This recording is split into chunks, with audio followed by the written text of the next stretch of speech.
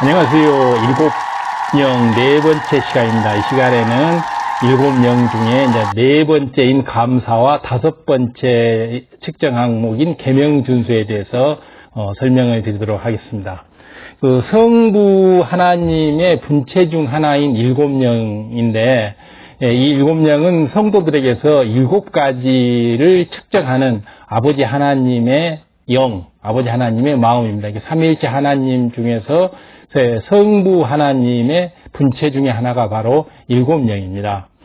그래서 우리들에게 기도의 응답을 주기 위해서 하나님의 영이 7분체로 나누어서 우리 마음을 7가지를 관측하는, 측정하는 바로 아버지 하나님의 마음이 바로 7명입니다. 각각의 믿음의 분량에 따라서 이 합격 기준을 정해서 기도의 응답을 주게 되어 있는 것입니다. 그렇기 때문에 7명은 기도 응답을 받는 데 있어서 너무나 중요한 항목들입니다. 이 7명은 첫째로 믿음을 측정합니다. 그리고 이 믿음이 측정된 후 믿음의 분량에 따라서 나머지 6가지 합격선을 결정을 해서 총 7가지가 모두 합격점 이상을, 기준점 이상을 합격을 하면 이렇게 기도에 응답을 해 주시는 것입니다. 그렇기 때문에 7명을 안다고 하는 것은 기도 응답을 받는 데 있어서 필수적인 조건입니다. 그 다음에 두 번째로 받는 것이 이제 바로 이제 기쁨이죠. 이제 기쁨. 그래서 구원받은 사람들의 대표적인 형태의 이제 기쁨에 대해서 측정을 하고, 이제 세 번째 측정하는 것이 이제 기도입니다. 기도. 그래서 이제 기도를 쉬지 않고 하고 있는지, 또 하나님 뜻에 합당한 기도를 하고 있는지, 마음 중심에서 기도를 하고 있는지 이런 것들을 이제 측정을 해서 기도 응답을 하십니다. 기도는 무조건 많은 시간을 많이 한다고 합격하는 것이 아니고 짧은 시간에 기도를 해도 하나님 마음에 합당한 기도를 하면 그러면 하나님께서 응답을 주십니다. 그래서 이제 하나님 마음에 합당한 기도라고 하는 것은 총 7가지 조건이 있는데, 맨 첫 번째 이제 습관을 쫓아서 이렇게 기도를 하고, 두 번째 무릎을 꿇어 기도를 하고, 또 하나님 뜻에 맞게 기도를 하고, 마음 중심을 다해서 기도를 하고, 간절히 큰 소리로 부르짖어 기도를 하고, 믿음을 가지고 기도를 하고, 사랑을 갖고 기도를 하고, 이 7가지 조건을 다 갖추면 됩니다. 그 중에 제일 중요한 것이 먼저 습관을 쫓아 기도하는 것인데, 바로 쉬지 말고 기도하라고 해요. 기도 쉬는 죄를 범하면 안 되죠. 이런 말씀처럼 매일 습관을 쫓아서 꾸준히 기도를 해야 합니다. 이렇게 항상 기도하는 사람이라면 영적으로 깨어 있을 수 있고, 또 영적으로 깨어 있으면 어떤 시험 환난이 와도 흔들리지 않고 믿음이 쭉 지속될 수 있기 때문에 그렇습니다. 그리고 기도라고 하는 것은 천국에 이렇게 저축을 하는 것이기 때문에 기도를 많이 쌓아두면 위급할 때, 이럴 때 꺼내서 쓸 수 있고, 또 큰 어떤 기도 응답을 받아야 될 때 그동안 쌓아놓은 기도가 많으면 간단하게 기도를 해도 바로 저축된 게 있기 때문에 이렇게 응답을 바로 받을 수 있죠. 다음 이제 7명이 측정하는 네 번째 측정하는 분야는 감사 분야인데요. 감사 역시 하나님의 자녀라면 당연히 나타나는 열매 중에 하나죠. 참 믿음이 조금이라도 있는 사람은 어떤 상황과 조건 속에서도 중심에서 감사의 고백을 하게 되죠. 그래서 아버지 하나님께서 항상 기뻐하라, 쉬지 말고 기도하라, 범사에 감사하라 그랬는데, 바로 이 기쁨의 향, 기도의 향, 감사의 향을 올리는 거, 이것이 너무너무 중요한 거죠. 그래서 7명 측정 중에 두 번, 세 번, 네 번째로 있는 기쁨, 기도, 감사. 바로 항상 기도하라, 항상 기뻐하라, 쉬지 말고 기도하라, 범사에 감사하라. 이 세 가지를 이렇게 측정을 합니다. 그렇기 때문에 하라 하는 건 해야 됩니다. 쉬지 말고 기도하라 그러면 쉬지 말고 기도해야 됩니다. 기도를 쉬지 말고 기도를 하라 그랬는데 기도를 쉬면 그걸 어기는 것이기 때문에 죄가 되는 거죠. 기도 쉬는 죄. 그래서 바로 이렇게 감사를 올려드리는 거, 기도를 드리는 거. 예를 들어서 이제 구원의 은혜의 한 가지만 생각해도 감사가 나올 수밖에 없잖아요. 지옥에서 영원히 고통받을 영혼이 구속의 은혜를 값없이 입었기 때문에 이렇게 감사를 할 수밖에 없습니다. 지옥이라는 것에 대해서 맨 처음에는 믿어지지 않는다거나 또 지옥의 실체에 대해서 정확히 잘 모를 때는 그저 그렇게 막연하게 감사를 느끼다가도 점차 이제 신앙이 깊어지면서 지옥의 실체에 대해서 점점 더 느낌이 오고 또 이렇게 점점 더 이렇게 천국의 생활에 대해서 소망이 생기고 그러면 더욱더 이제 감사가 진한 감사가 나오는 거죠. 그래서 진한 감사의 향이 올라가는 겁니다. 그렇기 때문에 이 감사는 굉장히 중요한 거죠. 믿음이 성장할수록 감사 조건이 늘고 또 계명 준수는 쉬워지고 그래서 이 축복은 넘쳐나게 되어 있습니다. 우리가 주님을 영접하고 아버지 하나님으로부터 이렇게 은혜를 받아서 영생을 얻었고 또 천국에서 영원히 살게 되었기 때문에 이 어찌 감사가 나오지 않겠습니까? 더구나 또 사랑의 하나님께서는 우리 아버지가 되어 주셔서 우리 삶을 한 걸음 한 걸음씩 이렇게 인도해 주시고 또 성령의 음성으로 모든 것을 하루하루를 이렇게 지킴받고 보호받고 또 편안히 갈 수 있도록 탈 많고 또 사고 많은 질병 많은 이 세상 속에서 이렇게 편안히 갈 수 있도록 매일매일 감싸주고 인도해 주시고 지켜주시고 보호해 주시니 어찌 그 은혜를 잊을 수가 있겠습니까? 항상 감사가 나올 수밖에 없죠. 그렇기 때문에 7명이 측정하는 네 번째 감사의 향을 이렇게 많이 올려서 7명의 측정의 합격 기준점에 꼭 합격을 해야 할 것입니다. 아버지 하나님께서 우리를 이렇게 구원으로 영생으로 천국으로 이끌고 또 이 땅에서도 이렇게 천국 생활을 하도록 이끈다고 믿기만 한다면 범사에 감사할 수밖에 없죠. 구원받은 하나님의 자녀라면 특별히 감사의 조건이 없다 해도 이 범사에 감사할 수가 있는 거죠. 그렇기 때문에 구원받은 거 하나만으로도 감사할 수 있는데 또 우리가 그 천국에 대해서 알면 알수록 공부하면 할수록 더욱더 감사하죠. 우리가 어찌해서 어떤 은혜를 입어서 이렇게 주님을 만나게 됐고 주님을 영접하게 됐고 또 주님의 말씀을 듣고 또 실천하게 됐고 하나님을 믿게 됐고 성령의 또 소욕을 쫓게 되는 이게 얼마나 감사한 일인지 모릅니다. 바로 이러한 구원 얻고 영생 얻고 천국을 가게 되는 이 기쁨, 이 땅에서도 천국 생활을 할 수 있다는 게 너무나 기쁜 일이죠.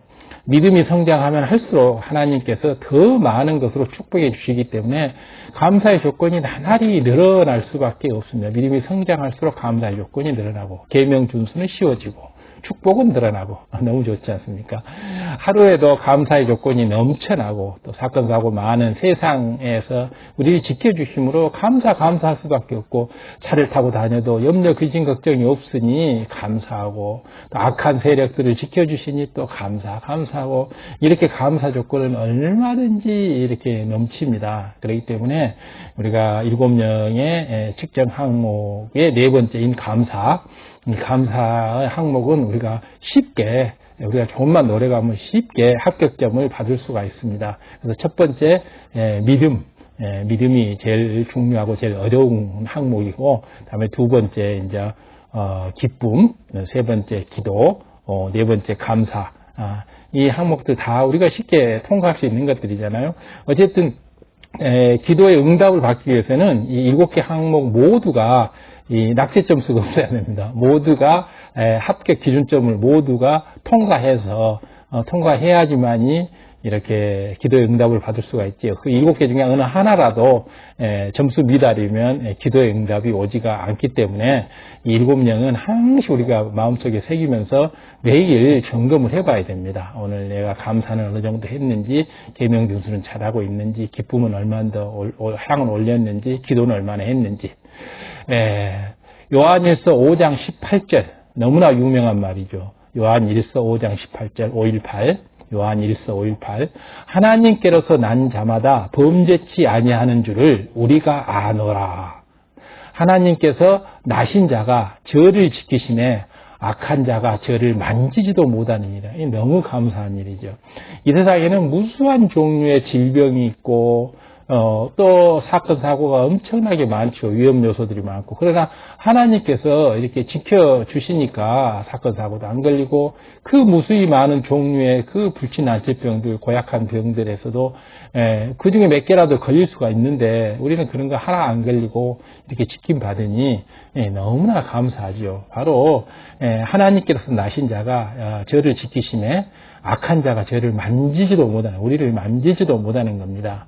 바로 우리가 범죄하지 않으면 그렇습니다. 하나님께서 난 자마다 범죄치 아니하는 줄을 우리가 아노니. 범죄했을 때는 범죄했을 때는 아버지 하나님께서 지켜줄 수가 없습니다. 그러나 우리가 범죄만 하지 않으면 아버지 하나님께서 모두 다 이렇게 지켜주시니 얼마나 감사한 일입니까? 그러니까 우리가 범죄하지 말고 살아야 되겠죠. 갈수록 이렇게 공기 또 수질 또 환경오염 이런 것이 많아져서 또 그리고 각종 신종 질환들 또 각종 변종 바이러스들 점점 더 증가하고 있는 이 세상입니다. 그런데 하나님 앞에 범죄만 하지 않으면 하나님께서는 우리를 그 중에서 단 한 개의 질병도 걸리지 않게 지켜주고 또 단 하나의 사건 사고도 일어나지 않게 지켜주시니 이 얼마나 감사한 일입니까? 그래서 범죄하지 않고 아버지 하나님의 말씀 속에 진리 속에 매일매일을 이렇게 성결되게 살아가는 자녀들은 모든 이런 질병으로부터 모든 사건 사고로부터 이렇게 지킴을 당하니 너무너무나 감사한 일이죠. 설사 공기가 오염되고 수질이 나빠지고 환경이 오염되고 각종 신종질환이 일어난다 할지라도 하나님의 자녀들은 아무 걱정 없이 이렇게 살아갈 수 있으니 이것이 너무너무 감사한 일입니다. 그래서 우리는 감사의 향을 아주 굳게 올려야 됩니다. 감사의 향. 그래서 우리가 이렇게 감사의 향을 올릴 때 그 향이 이렇게 연기처럼 이렇게 하늘로 올라가서 아버지 하나님 보좌에 이렇게 올라가는 것입니다. 그래서 매일매일 기쁨의 향, 감사의 향, 기도의 향을 매일매일 우리는 올려야 됩니다. 세상에는 봐보면 아주 부자라고 해도 병 하나를 고치지 못해서 죽어가는 부자들이 너무나 많잖아요. 질병 하나를 고쳐도 또 다른 질병이 들기도 하고요. 또 세상에는 불치 난치병도 얼마나 많습니까? 그래서 또 그리고 이전에 한번 치료했던 질병이 다시 또 재발하는 경우도 적지 않고요. 그러니 우리가 질병에 걸리지 않고 건강하게 살아간다는 거 이게 너무 큰 고맙고 중요한 일입니다. 세상에 아무리 권세가 있고 부가 있어도 이렇게 질병이 걸려서 추구하는 그런 영혼들을 봐보면 참 안타깝죠.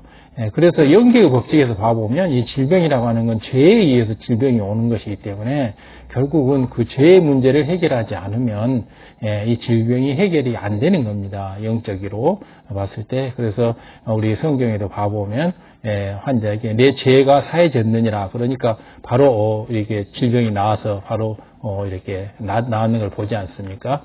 바로 이 죄가 사해지면 질병은 낫게 되는 것입니다. 바로 우리는 그래서 더욱더 감사의 향을 올려야 되겠죠. 감사의 향. 바로 범사에 감사라. 아버지께서는 우리에게 축복을 주기 위해서 그렇게 얘기하는 겁니다.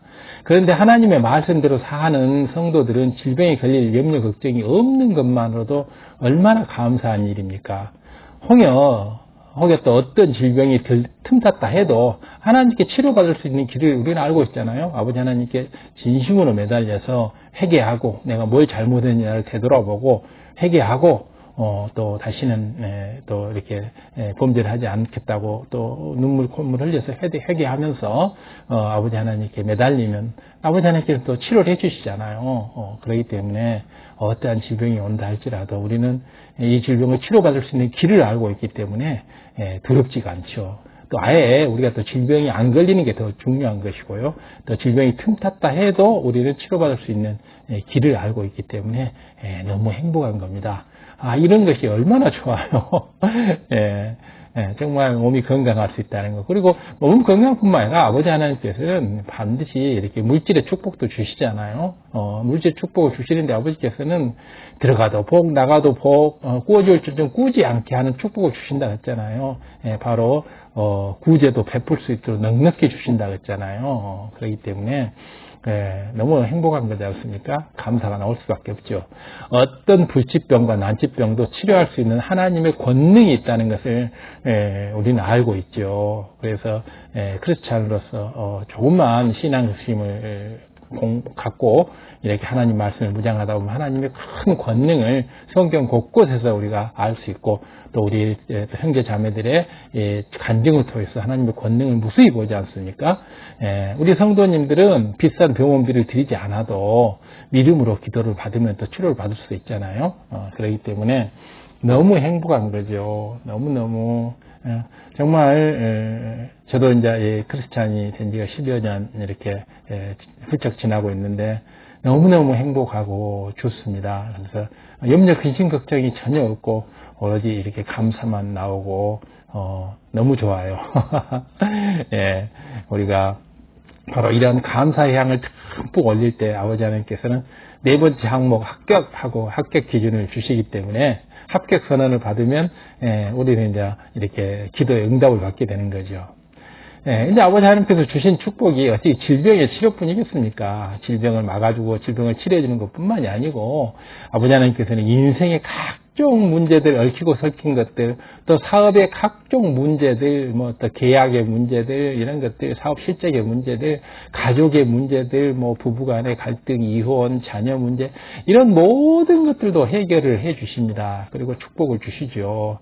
그 수를 다 헤아릴 수 없을 정도로 많은 감사의 조건이 있는 것입니다. 그렇기 때문에 이 가족들의 불화도 이렇게 또 아버지 하나님께 매달려서 하면 다 해결되고, 또 이혼 일보 직전에 있는 부부들도 아버지 하나님께 또 매달려서 기도했을 때 다 이렇게 풀어주시고, 또 뭐 재판 관계, 믿음 송사 이런 것들도 다 이렇게 풀어주신 걸 보면 아버지 하나님의 권능은 정말 대단하시고, 하나님의 자녀들을 사랑하는 하나님의 사랑은 정말 대단하다는 걸 몸으로 느끼기 때문에 감사할 수밖에 없죠. 그래서 우리가 이런 축복을 받다 보면 감사할 수밖에 없죠. 그리고 그 축복과 은혜를 주신 아버지 하나님께 끊임없이 우리는 감사를 올리고 아버지께 영광을 돌리면 아버지께는 또 우리한테 다시 이것을 또 대갚아 주시기 때문에 영광으로 곱절로 이렇게 해주기 때문에 끊임없이 또 아버지께서는 축복과 은혜를 우리한테 만들어 주시잖아요. 물질의 축복 또한 항상 넘쳐나게 되어 있으므로 우리 성도님들은 항시 범사에 감사하시기 바랍니다. 이 감사하면 할수록 이렇게 축복이, 건강의 축복, 물질의 축복, 모든 사업대 일터의 축복이 넘치는데 감사를 안 하는 게 바보죠. 어리석은 일이죠. 감사를 하면 할수록 이렇게 축복이 쏟아지고 모든 것이, 모든 불통이 물러나고 형통으로 바뀌고 잘 될 것은 더 잘 되는데 왜 감사를 안 할 이유가 없지 않습니까? 성경 말씀대로 범사에 감사하라 그러면 하는 거죠. 안 하면 성경 말씀을 어기는 죄가 되잖아요. 불순종의 죄가 되잖아요. 지금 당장 눈앞에는 어떤 어려움이 있다 해도 오직 하나님을 믿음으로써 감사하시기 바랍니다. 오직 하나님을 믿으십시오. 그러면 감사가 나옵니다. 어떤 어려움이 눈앞에 있다 해도 아버지께서 그걸 곧 해결해 주실 것이기 때문에 그것을 믿어드리면 감사가 나올 수밖에 없죠. 그래서 하나님의 7명의 기준에 합격할 수 있기를 바랍니다. 우리가 어떤 문제가 당장 눈앞에 어려움이 있고 문제가 있을 때 그것을 염려, 근심, 걱정하기보다는 아버지께서 해줄 걸 믿음으로 인해서 감사의 향을 올리는 게 그게 훨씬 현명하고 지혜로운 사람 아닌가요? 그 앞에서 벌벌 떨면서 두려움에 차서 근심 걱정하고 있어봤자 그게 원수마귀 사단이 좋아할 일이고 해결도 되지 않는데 그럴 이유가 없잖아요. 그렇죠? 만약 감사할 일이 있을 때만 감사하고 어렵고 힘든 상황, 고난이 있을 때는 불평한다면 7명의 합격 기준, 감사의 합격 기준에서 불합격을 받습니다. 그러면 기도응답이 없는 거죠. 환경과 조건이 아무리 좋지 않다 해도 하나님께서 모든 것을 해결해 주실 것을 믿음으로 인해서 아버지 하나님께서 모두 해결해 주신다. 얽히고 설킨 것들 모두 해결해 주신다. 이런 것을 믿음으로 인해서 범사에 감사하시기 바랍니다. 감사할 수 있습니다. 믿음만 있으면 감사할 수 있습니다. 왜냐하면 아버지께서 모든 것을 건강의 문제, 물질의 문제, 가족 간의 불화의 문제, 또 사업자 일터의 문제, 얽히고 꼬인 송사, 재판, 여러 가지 문제, 사건, 사고, 질병의 문제, 모든 것을 아버지께서 아버지의 권능으로 해 주실 것을 믿으면 감사할 수밖에 없죠. 왜냐하면 이런 모든 것으로서 자유로울 수 있으니까. 그리고 우리는 아버지 하나님의 자녀로서 그저 기쁘고 행복하고 감사하면서 살면 되잖아요. 그래서 아버지 하나님께서 하시라는 대로 항상 기뻐하고 쉬지 말고 기도하고 범사에 감사하고 이렇게 살면 되지 않겠습니까? 이런 삶이 바로 이게 천국의 삶이죠. 이 땅에서도 천국, 또 영생을 누리고 구원을 누리고 얼마나 좋습니까? 빌립보서 4장 6절에서 7절을 봐보면 아무것도 염려하지 말고 아무것도 염려하지 말라고 합니다. 염려, 근심, 걱정은 원수마귀 사단이 심어주는 것이라니까요. 아무것도 염려하지 말고 오직 모든 일에 기도와 간구로 오직 모든 일에 기도와 간구로 너희 구할 것을 감사함으로 하나님께 아뢰라. 오직 기도와 간구로 너희 구할 것을 감사함으로 하나님께 아뢰라. 그리하면 모든 지각에 뛰어난 하나님의 평강이 그리스도 예수 안에서 너희 마음과 생각을 지키시리라. 이렇게 하고 있습니다. 그래서 너희 마음과 생각을, 나의 마음과 나의 생각을 지켜주면 마음이 평온하고 평강하고 하나님의 평강이 우리한테 그대로 임하는 거지요. 우리가 주님 안에 있을 때, 그렇죠. 그리스도 안에 있을 때, 우리가 주님을 영접하고 우리가 또 진리 속에 있을 때 바로 하나님의 평강이 바로 우리의 마음과 생각을 그대로 지켜주십니다.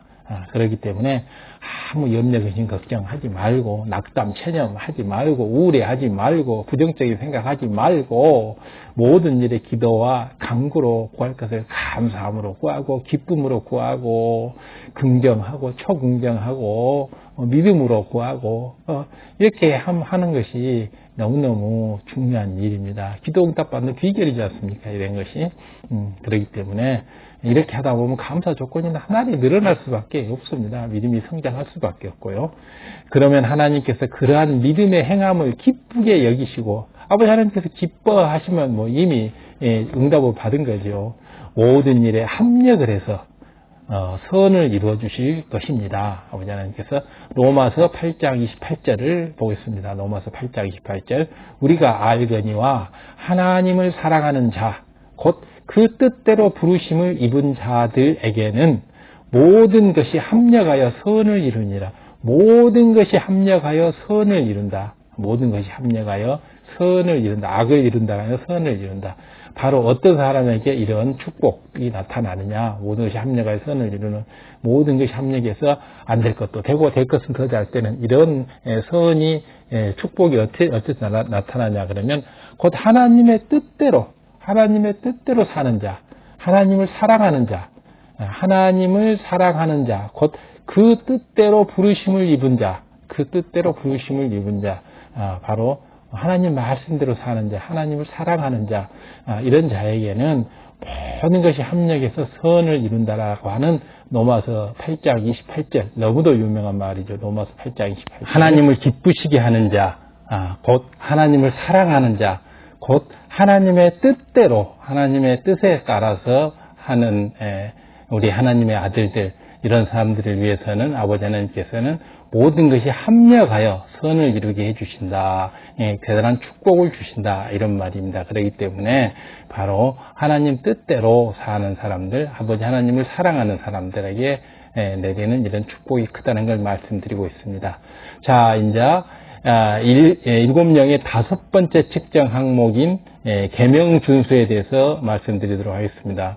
이 성경에 보면 무엇을 하라, 하지 말라, 지키라, 버려라는 말씀이 많이 들어있는데 이런 말씀들이 모두 하나님의 자녀들이 지켜야 하는 계명인 것입니다. 하라, 하지 마라, 지켜라, 버려라. 이것이 바로 하나님께서 우리들에게 주신 계명들이죠. 우리들이 이 계명이 있음으로 인해서 하나님 뜻에 따라서 이렇게 진리 속에서 살아갈 수 있기 때문에 너무나 좋은 일이죠. 우리가 어떻게 살아야 할지를 모른다고 한다면 얼마나 막막하고 또 나름대로 해나가려면 얼마나 힘들겠습니까? 근데 이렇게 일일이 낱낱이 세세하고 상세하게 자상하게 이렇게 하라, 하지 마라, 지켜라, 버려라를 성경에서 알려주고 있으니 참으로 고마운 일이지요. 그래서 계명이란 참으로 고마운 것입니다.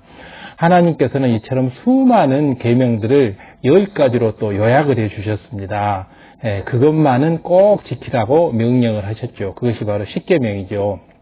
하나님의 7명은 성도들이 십계명을 얼마나 잘 지키는가를 정확하게 측정을 하십니다. 성도들이 십계명을 얼마나 잘 지키는가를 정확하게 측정을 하십니다. 그래서 이 측정을 해서 십계명을 잘 지키고 있을 때는 합격해서 바로 이 합격점을 주시는 것이죠. 그래서 이 계명준수, 다섯 번째인 계명준수의 이 합격점을 받기 위해서는 우리는 꼭 십계명을 다 지켜내야 합니다. 물론 십계명 이외에도 하라, 하지 마라, 버려라, 지켜라, 이 모든 것을 다 지켜야 하지요. 그런데 그 중에서도 꼭 지켜야 할 것은 십계명을 요약해서 우리에게 이렇게 주신 것입니다.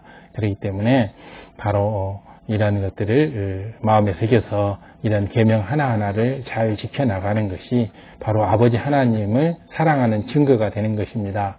그래서 기도응답을 주시고자 할 때는 그 측정 결과를 반영을 하죠. 십계명을 잘 지켰는지 어쩐지 여부를.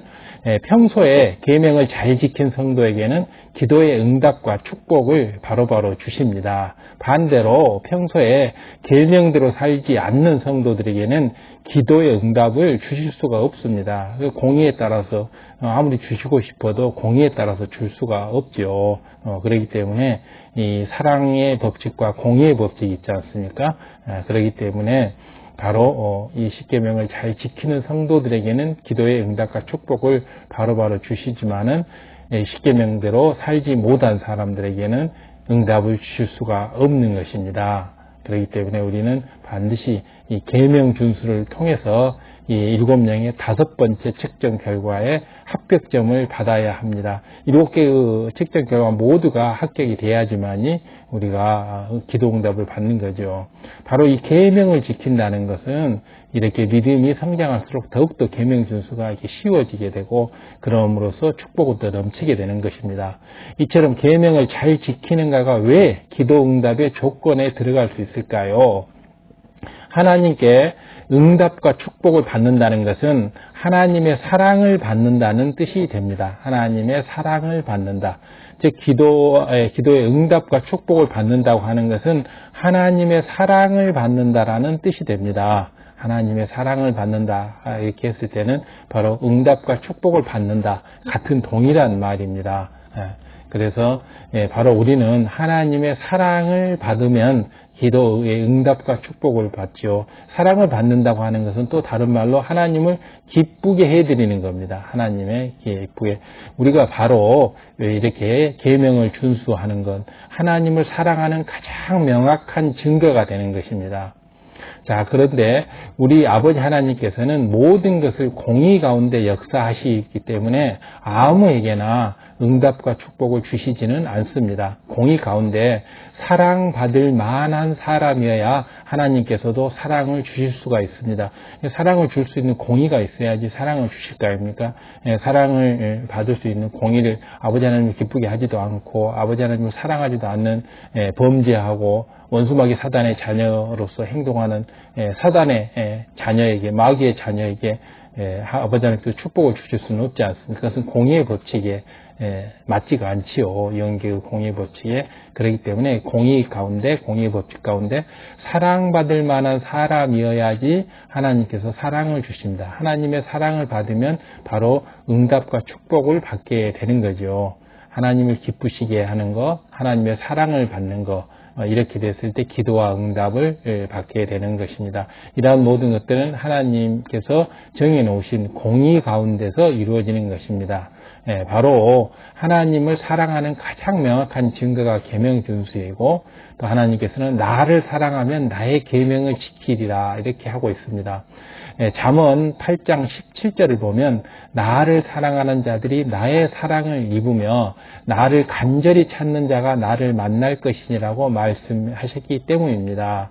바로 나를 사랑하는 자들이 나의 사랑을 입는다. 그러니까 우리가 아버지 하나님을 사랑하면 아버지 하나님께서 우리를 사랑해 주신다는 겁니다. 그리고 우리가 아버지 하나님을 간절히 찾으면 아버지 하나님께서는 우리를 만나 주신다는 겁니다. 잠언 8장 17절이죠. 또한 출애굽기 20장 6절에는 나를 사랑하고 내 계명을 지킨 자에게는 1000배까지 은혜를 베푸느니라라고 말씀하셨습니다. 1000배까지 은혜를 베푼다. 어떤 사람에게? 바로 하나님을 사랑하고 하나님의 계명을 지키는 자, 하나님을 사랑하고 하나님의 계명을 지키는 자에게는 1000배까지 은혜를 베푸니라라고 출애굽기 20장 6절에 말씀하고 계십니다. 곧 우리가 하나님을 사랑한다고 하는 것은 하나님의 계명을 지키는 것입니다. 우리가 하나님의 사랑을 받기 위해서는 우리가 하나님을 사랑해야 하는 것입니다. 하나님을 만나기 위해서는 우리가 간절히 하나님을 찾아야 하는 것입니다. 그래서 하나님을 만나고 하나님의 사랑을 받게 되면 우리는 기도 응답과 축복을 받게 되는 것입니다. 그렇기 때문에 바로 하나님을 사랑하는 것, 하나님을 간절히 찾는 것, 하나님을 사랑하면 하나님의 계명을 지키는 것, 하나님을 사랑한다는 것은 하나님의 계명을 지키는 것입니다. 그런데 성경에서 우리가 하나님을 사랑하는 가장 명확한 증거가 무엇이라고 했습니까? 바로 계명을 지키는 것입니다. 요한복음 14장 15절, 요한복음 14장 15절에 우리 예수님께서도 너희가 나를 사랑하면 나의 계명을 지키리라 라고 말씀하셨습니다. 너희가 나를 사랑하면 나의 계명을 지키리라. 이렇게 곧 주님을, 아버지 하나님을 사랑한다고 하는 것은 하나님의 계명을 지키는 것입니다. 십계명을 비롯해서 하라 하지 마라 버려라 지켜라 이 계명을 지키는 것이 바로 아버지 하나님을 사랑하는 것이고 주님을 사랑하는 것입니다. 우리가 아버지 하나님을 사랑하게 되면 아버지 하나님께서도 우리를 사랑해 주십니다. 그리고 기도의 응답과 축복으로 우리에게 갚아주십니다. 그렇기 때문에 바로 계명 준수가 바로 기도 응답을 받는 5번째 조건이 되는 것입니다. 그래서 바로 이러한 계명 준수를 했을 때 이 5번째 측정 항목에 합격점을 받고 우리가 기도 응답을 받을 수가 있는 거죠. 바로 나를 사랑하면 나의 계명을 지키리라 하는 아버지 하나님의 말씀, 주님의 말씀대로 바로 우리가 하나님을 사랑하는 가장 명확한 증거가 바로 계명을 지키는 것입니다. 또한 요한복음 14장 21절에도 보면 나의 계명을 가지고 지키는 자라야 나를 사랑하는 자니, 그러니까 하나님의 계명을 가지고 지키는 자가 바로 하나님을 사랑하는 자라고 명확히 명시하고 있습니다. 나를 사랑하는 자는 내 아버지께 사랑을 받을 것이요 나도 그를 사랑하여 그에게 나를 나타내리라 라고 말씀하셨습니다. 요한복음 14장 21절 나의 계명을 가지고 지키는 자라야 나를 사랑하는 자니 나를 사랑하는 자는 내 아버지께 사랑을 받을 것이요 나도 그를 사랑하여 그에게 나를 나타내리라. 그래서 주님께서도 바로 주님의 계명을 지키는 것, 이웃을 사랑해라, 원수를 사랑해라, 아버지 주님을 첫째로 사랑해라, 이웃을 내 몸같이 사랑해라. 이 계명을 주님께서 주셨지 않습니까? 바로 이 계명을 가지고 지키는 자라야 바로 주님을 사랑하는 자고, 주님을 사랑하는 자는 아버지 하나님의 사랑을 받을 것이다 라고 하고 있습니다. 그렇기 때문에 또 우리가 주님을 사랑하게 되면 주님께서 우리 앞에 나타나신다라고 말씀하고 계십니다. 그렇기 때문에 하나님 주님을 사랑하는 가장 명확한 증거가 바로 계명 준수인 것입니다. 이처럼 하나님을 진정으로 사랑하는 사람은 하나님의 계명을 지키는 것입니다. 억지로 힘들게 지키는 것이 아니라 아주 기쁨으로 사랑하기 때문에 기쁘고 즐겁고 행복하게 계명을 지키는 것입니다. 계명 지키는 것 자체가 어렵고 힘든 것이 아니고 기쁘고 행복한 겁니다. 왜? 아버지 하나님을 사랑하기 때문에 사랑하는 사람이 사랑하는 아버지 하나님께서 하라고 하신 것이기 때문에 기쁘고 즐거운 마음으로 예, 아멘 하고 이렇게 기쁘게 계명을 지키는 것입니다. 바로 이 계명을 지키지 않는 것은 아버지 하나님에 대한 사랑이 부족하기 때문이고 사랑이 없기 때문입니다. 그러니까 억지로 힘들게 계명을 지키는 게 아니고 기쁘고 즐겁게 지켜서 내가 사랑하는 아버지 하나님부터 나도 사랑을 받게 되면 또 얼마나 기쁩니까? 사랑은 서로 주고받을수록 더 기쁨과 행복이 넘치는 게 사랑 아니겠습니까?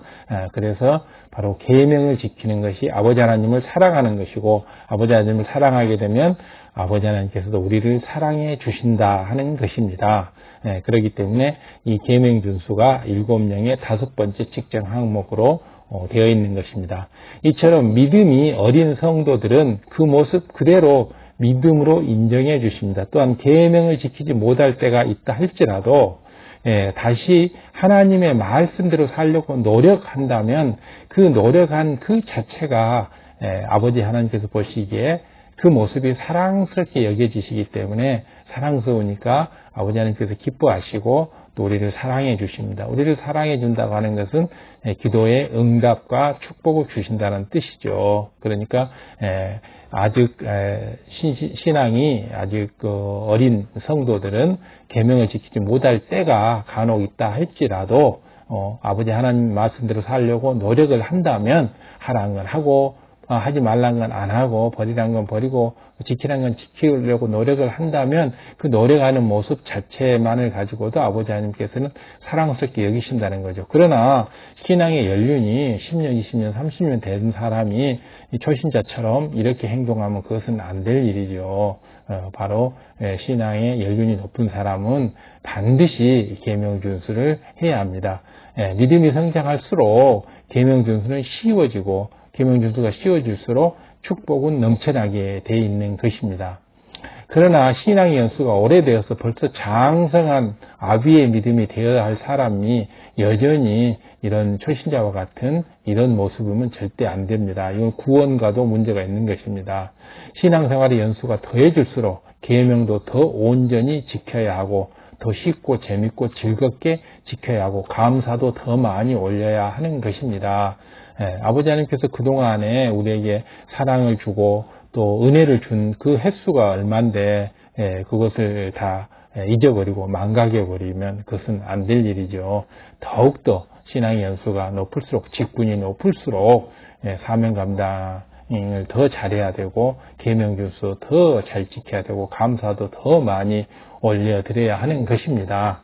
그렇지 않으면 반드시 구원과도 문제가 있게 되는 것입니다. 원수마귀 사단들이 가만 놔두질 않지요. 우는 사자처럼 삼킬자를 두루 찾으러 돌아다니고 있는데 얼치 됐다 그러고 탁 덥석 입에 물어버리면 바로 사단의 밥이 되어버리는 거죠. 그렇기 때문에 신앙 연수가 더해질수록 계명 준수도 더 온전히 지켜야 하는 것이고 감사의 향도 더 많이 올려야 하는 것이고 또 기도 시간도 더 늘려가야 하는 것입니다. 바로 믿음이 성장할수록 더욱더 감사 조건도 늘어나고 또 계명 준수도 더 쉽게 잘 해나가야 하는 것입니다.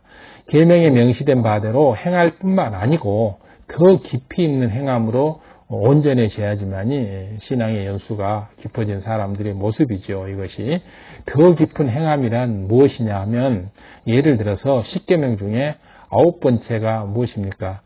출애굽기 20장 16절에 보면 내 이웃에 대하여 거짓 증거하지 말지어다 하는 게 바로 출애굽기 20장 16절 10계명 중에 9번째 계명입니다. 9번째 계명이 내 이웃에 대하여 거짓 증거를 하지 말라 이렇게 돼 있습니다. 내 이웃에 대하여 거짓 증거하지 말지니라 라고 돼 있는 게 바로 10계명의 9번째입니다. 그러면 이 10계명의 9번째를 신앙연수가 더 깊어져서 더 깊은 행함으로 나간다고 했을 때는 이것을 어떻게 해야 될 것인지 한번 세세하게 살펴봐보고 신앙연수가 깊어짐으로 인해서 이러한 세세한 부분까지 더 깊이 계명준수를 해나갈 수 있는 더 깊은 행함까지 10계명에 더 깊이 들어가서 깊은 행함까지 해나갈 수 있는 이런 직분자, 이런 연륜자가 이런 사명자가 돼야 할 것입니다. 그렇지 않고 신앙연수가 높으면서도 초신자처럼 이렇게 계명연수도 못한다거나 해도 대충 한다거나 이렇게 하면 절대 안 되죠. 이 9번째 10계명의 9번째인 거짓 증거하지 말라는 거에 있어서 거짓 증거란 무엇이냐면 한 것을 하지 않았다고 하거나 하지 않은 것을 했다고 하는 등 어떤 것을 사실과 다르게 말하는 것을 이제 거짓 증거라고 하지 않습니까? 이러한 거짓 증거는 어떤 일을 결정하는데 막대한 영향을 끼칠 때가 많습니다. 그렇기 때문에 어떤 일이 좋은 방향으로 갈 수도 있고 또 전혀 엉뚱한 방향으로 잘못된 방향으로 가서 막대한 손해를 끼칠 수도 있기 때문에 이 거짓 증거를 해서는 절대 안 되는 거죠. 이건 10계명을 어기는 것이기 때문에 이 거짓 증거는 바로 큰 하나님과의 재담이 되는 것이고 이런 것이 쌓이게 되면 구원도 받지 못하고 기도 응답은 물론이고 정말 원수마귀 사단의 밥이 돼서 바로 신앙에서 멀어져 가는 거죠. 그렇기 때문에 어떤 일이 있더라도 십계명을 지켜야 하고, 또 십계명 중에 9번째 거짓 증거, 한 것을 하지 않았다고 한다거나 하지 않은 것을 했다고 한다거나 이런 거짓 증거, 사실과 다른 일을 얘기해서는 절대 안 되죠. 그러면 바로 계명 준수가 안 되는 겁니다. 계명 준수를 못 하고 있는 거기 때문에 바로 7명의 합격 기준에서 탈락되는 거죠. 특히 이제 거짓 증거에 있어서 이제 우리가 많이 알 수 있는 것이, 재판에서 증인의 거짓 증거는 유죄를 무죄로 되게 하거나 또 무죄가 유죄가 되게 할 수 있는 아주 큰 영향을 미치는 것일 수가 있습니다. 재판에서의 거짓 증거는. 여러분들이 만일 그런 자리에 선다면 단연코 진실만을 말해야 하는 것입니다. 물론 그렇게 하시겠죠. 이렇게 크리스찬들은. 그러는데 이것은 우리가 명심해서 더 깊은 행함으로 나가지 않으면 자신이 의도치도 않은 가운데서 이런 거짓 증거를 하는 경우도 있게 됩니다. 그런 경우가 있게 되는데, 바로 이런 것들은 거짓 증거하지 않겠다라고, 진실만을 말하겠다라고 우리가 마음속에 새기면서 바로 이 십계명을 마음에 품고 심기에 새겨서 나의 것으로 양식 삼아 놓지 않으면 나도 모르는 사이에 또 의식도 못한 사이에 거짓 증거를 할 수가 있게 되는 것입니다. 그렇기 때문에 이런 십계명 하나하나의 깊은 뜻을 다 헤아려서 더 깊은 행함으로, 신앙의 연수가 나갈수록 더 깊은 행함으로 나아가는 이런 것들이 굉장히 중요하고, 그래야지만이 이 계명 준수에서 합격점을 받을 수가 있는 겁니다. 그러면 이것으로 9번째 계명을 온전히 지킨다고 볼 수 있을까요? 아니죠. 어떤 상황에서도 거짓 증거를 하지 않는 사람은 일상생활에서 사소한 거짓말도 하지 않습니다. 거짓 증거를 하지 않는 사람은 사소한 것도 일상생활에서 거짓말을 하지 않는데, 일상에서 사소한 거짓말을 한 사람은 저는 재판이나 저런 데 가서도 거짓 증거를 할 확률이 매우 높습니다. 상대방에게 심각한 손해를 입히는 것이 아니라 해도 작은 거짓말 역시 비진리이기 때문에, 비진리라고 하는 것은 작은 비진리도 여러 번 행하게 되면 또 큰 비진리로, 큰 죄로, 불법으로, 악으로 이렇게 범죄로 나오는 것입니다. 그렇기 때문에 우리 크리스찬들은 작은 비진리도 행하지 않는, 그래서 일상생활에 사소한 거짓도 행하지 않고 작은 법규도 어기지 않는 이런 것들이 굉장히 필요한 것입니다. 그렇기 때문에 우리가 작은 거 하나라도 세심하게 살펴가면서 신앙 연수가 높아질수록 더욱더 아무리 사소한 것도 이렇게 지켜나갈 수 있는, 작은 거짓도 거짓이고 작은 범죄도 범죄인 것입니다. 그렇기 때문에, 그리고 또 행위로 그렇게 범죄를 하지 않는다 할지라도 마음이 품는 것만도 범죄가 될 수 있는 것이기 때문에, 더 깊은 행함이라고 하면 바로 이런 것들까지 다 헤아려서, 사소한 것들, 또 마음에 품는 것들까지도 헤아려서 이렇게 계명 준수해 나가는 게 필요합니다. 또한 사실을 말해줘야 하는 상황에서 자신이 아무 말도 하지 않는 것도 거짓을 행함이 될 수 있습니다. 이걸 이제 부작이라고 하죠. 부작이. 사실은 말을 해줘야 되는데 아무 말도 안 하고 있는 거. 물론 거짓말을 안 하는 건 아니지만은 말을 해줘야지 모든 일이 이렇게 정상적으로 이렇게 풀려나갈 텐데, 아무 말도 않고 있으면 오해가 빚어지고, 물론 내가 거짓말을 한 건 아니지만 결국은 이것은 거짓 증언을 한 것이 되는 것입니다. 예를 들어 A가 범한 잘못에 대해서 B가 애매히 누명을 쓰는 것을 이제 봤습니다. 그런데 자신은 평소에 A와 친분이 있기 때문에 모른 척하고 가만히 있는 겁니다. A하고 안 친하다고 해서 A가 미워. 그래서 A가 이 누명을 쓰고 있는데, A가 친분이 있기 때문에 이렇게 해서 A가 잘못한 것을 B가 누명을 쓰고 있는데, 그것을 아무 말도 않고 가만히 있게 되면 A가 한 것이라고 이렇게 밝혀야 되는 거잖아요. 그걸 밝히지 않고 A하고 친하니까 A가 했다고 안 밝히는 겁니다. 적극적으로 안 밝히는 거죠. 그러면 B가 누명을 쓰게 되는 거지 않습니까? 이런 경우도 모든 것을 불꽃 같은 눈동자로 관찰하시는 하나님의 7명에는 통과할 수가 없는 것입니다. 믿음이 성장할수록 마음이 진실해지기 때문에 작은 거짓도 스스로 용납할 수가 없지요. 그래서 A가 잘못한 것은 아무리 A가 나하고 친하고 친구고 가족이라 할지라도 A가 잘못했다라고 얘기를 해서 B가 MA, 누명을 쓰지 않도록 해줘야 됩니다. 그 누명을 벗겨줘야죠. 내가 아무 말도 않고 가만히 있게 되면 B가 그 누명을 혼박 쓰게 되지 않습니까? 결국은 내가 거짓 증거를 한 것과 동일한 효과가 나타나는 거죠. 이것이 바로 더 깊은 행함이라는 것입니다. 더 깊은 행함. 내가 분명히 밝혀야 할 일을, 진실을, 사실을 밝혀야 할 일을, 그것을 의를 행하지 않기 때문에 결국은 의를 행하지 않는 것은 불법을 행하는 것이죠. 선을 행할 줄 알면서도 행하지 않으면 죄라 그랬습니다. 선을 행할 줄 알면서도 선을 행하지 않으면 죄라고 했습니다. 즉 의를 행해야 될 때 의를 행하지 않으면 그것은 불의한 것입니다. 그래서 하얀 거짓말도 하지 않게 되는 것입니다. 이것이 신앙연수가 높아진 크리스찬의 모습이죠. 하얀 거짓말은 상대를 위한다는 생각에서 어떤 것을 사실과 다르게 말하는 것을 하얀 거짓말이라고 합니다. 상대방을 위해서 하얀 거짓말 하는 거죠. 그 사람을 위해서. 그러나 이런 하얀 거짓말도 해서는 안 되는 것입니다. 믿음이 성장할수록 이런 하얀 거짓말도 하지 않게 되는 것입니다. 믿음이 성장할수록 이런 하얀 거짓말도 하지 않게 되는 것입니다. 그렇기 때문에 믿음이 성장할수록 어떤 형태든지 간에 하얀 거짓말이든 또 말을 해야 될 때 말을 하지 않는 부자기의 어떤 거짓 증언이든 모든 것을 다 물리치고 바로 진리로 모든 것이 올바른 방향으로 갈 수 있도록 이렇게 하는 것이 바로 더 깊은 행함입니다. 이것이 바로 계명준수의 깊은 단계까지 들어가는 거죠. 어떤 말을 더하거나 빼서 전달하는 것도 거짓 증거에 해당합니다. 어떤 말을 더하거나 빼서 전달하는 것도 다른 사람의 말을 그대로 전하는 것이 아니고 자신의 생각과 느낌 속에서 말을 더하거나 빼서 엉뚱하게 전하는 경우가 있습니다. 이런 것도 거짓 증언이죠. 이런 거짓 증언도 믿음이 성장할수록 자연히 사라지게 됩니다.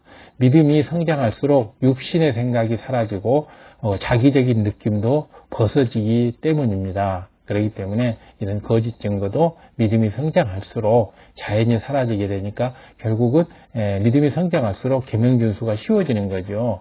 믿음이 성장할수록 육신의 생각이 사라지기 때문에 영의 생각만 떠오르기 때문에 자기적인 느낌이나 이런 것에서 벗어나서 이런 하얀 거짓말도 안 하게 되고 또 이렇게 불의를 행하지도 안 하게 되고 또 어떤 말을 더하거나 빼서 전달하거나 수근수근한 이런 것도 안 하게 되는 거죠. 바로 이런 것들이 너무너무 이렇게 중요한 것입니다. 바로 이러한 우리가 흔히 그냥 아직 컵에 물이 아직 5분의 1이 남았는데 물 다 먹어버렸다고 이렇게 얘기한다거나 아직도 밥이 반 공기가 남았는데 밥이 하나도 없다고 얘기한다거나 이런 거짓말들 우리가 많이 하지 않습니까? 이런 말들도 전부 연계의 법칙에 들면 거짓에 해당되는 것이기 때문에 그런 말을 해서는 안 됩니다. 그래서 진실 그대로 보고 듣고 느끼며 말할 수 있게 돼야 되는 것입니다. 따라서 이런 사람이라면 다른 사람들을 임으로 판단한다거나 헤아리는 말을 하지 않겠죠. 상대의 마음이나 형편을 모른 채 임의로 판단하는 말을 하고 전하는 것도 거짓 증거를 말하는 것입니다. 어쩌다가 이렇게 몇 번 지각한 사람한테 저 사람은 항시 지각해. 그 사람이 언제 항시 지각했어요? 몇 번 지각한 것을 갖다가 저 사람은 맨날 지각만 하네? 이렇게 하면 이건 거짓 증언이지 않습니까? 그렇게 해서는 안 되죠. 그렇게 해서는 절대 안 되는 것입니다. 그리고, 몇 개 안 되는데 하나도 없다고, 몇 개가 있는데 하나도 없다고 한다든가, 그런 거죠, 보면.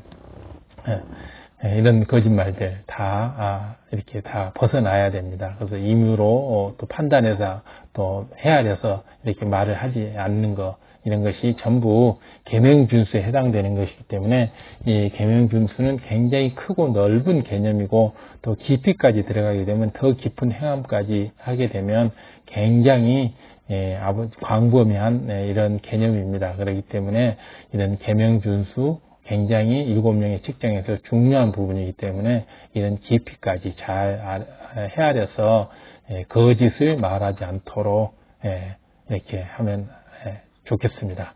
이처럼 거짓 증거하지 말라는 계명 하나만 살펴보아도 믿음에 따라서 행함의 깊이가 달라집니다. 단순히 내가 만일 재판의 증인으로 선다면 결코 거짓 증거를 하지 않을 거야 한다 해서 이 9번째 계명을 온전히 지킨다고는 할 수가 없습니다. 이 10계명 9번째 계명을 온전히 지킨다고 하는 것은 일체의 하얀 거짓말도 또 더하거나 빼는 이런 말도 일체하지 않아야 되는 것이고 또 내가 말을 해줘야 될 때 말하지 않음으로 인해서 애매히 다른 사람이 누명을 쓴다거나 이런 일이 없도록 하는 게 이런 것도 전부 거짓 증언에 해당되는 것이고 일부 있는데 물이 아직 반 컵이나 있는데 한 컵도 없다고 물이 다 먹어붙다고 한다거나 이런 것들 잘못된 거죠.